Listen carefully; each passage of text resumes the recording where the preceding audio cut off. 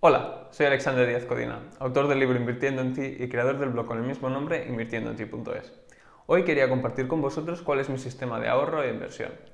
En primer lugar, lo más importante y que destacaría es que es un sistema totalmente automatizado. ¿Por qué es tan importante la palabra automatización?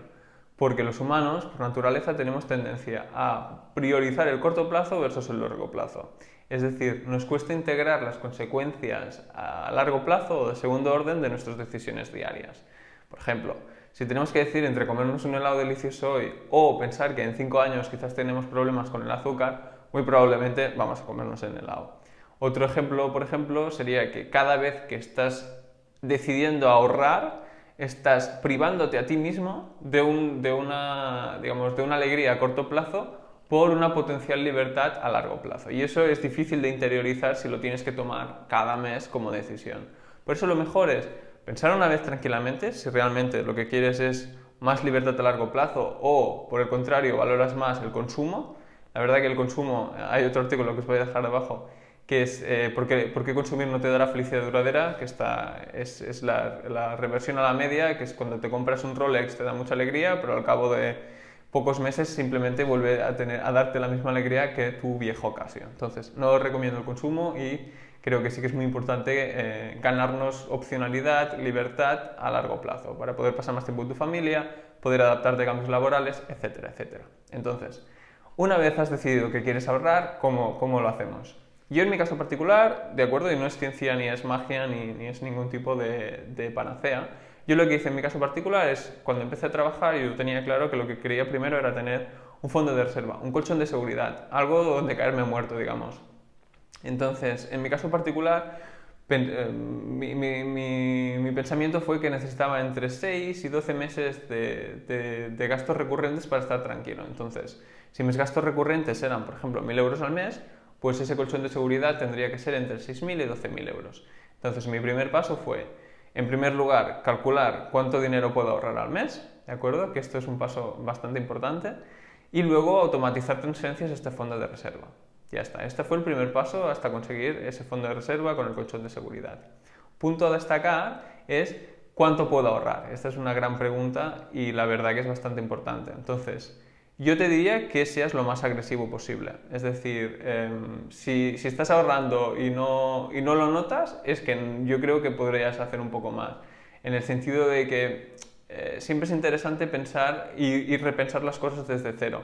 No tomes las cosas por sentadas e intenta realmente generar capacidad de ahorro, obviamente sin vivir mal o sin tener ningún tipo de problemas. Entonces, para esto te recomiendo también otro vídeo de cómo ahorrar en las cosas importantes, porque al final muchas veces mucha gente habla de evitar el café o evitar ese pequeño detalle o ese pastelito o esa cena fuera, que es verdad que puedes ahorrar, pero realmente las cosas importantes en el presupuesto mensual principalmente son transporte y vivienda. Entonces, en estos dos ítems es donde tú puedes conseguir una mayor capacidad de ahorro a corto plazo o incrementarla significativamente. Por lo tanto, te recomiendo que veas el vídeo y pienses si puedes ahorrar en esas categorías y en caso que puedas ahorrar, pues lo puedes integrar en el sistema de transferencias mensuales.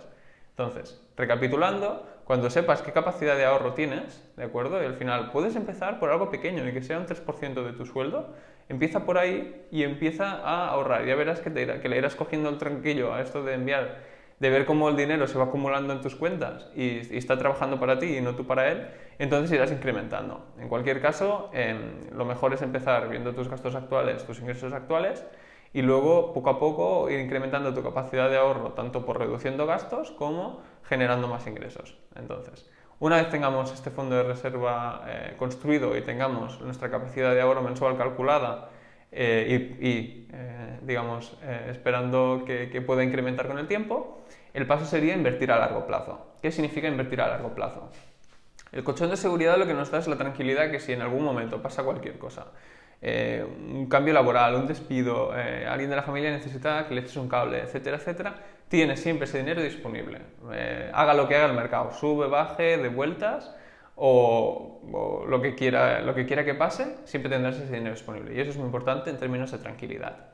Ahora bien, ese dinero no te está generando un rendimiento que a largo plazo se acumule y te permita, por ejemplo, en algún momento a largo plazo o muy a largo plazo, por ejemplo, vivir de tus rentas, ¿de acuerdo? Para hacer eso necesitas invertirlo, ponerlo a trabajar.